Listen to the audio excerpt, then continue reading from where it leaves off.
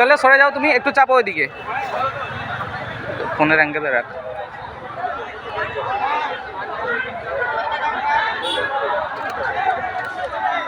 আরেকটা পেছন কি ছিল ভুলে গেলাম। আর সুস্মিতা, তোমার নাম টাইটেল বলতে হবে না, আমার সাবস্ক্রাইবারগুলো তো খুব ভালো, তোমাদের খুঁজে খুঁজে ফেসবুকে দেখবে রিকোয়েস্টটা দেয় কীরকম।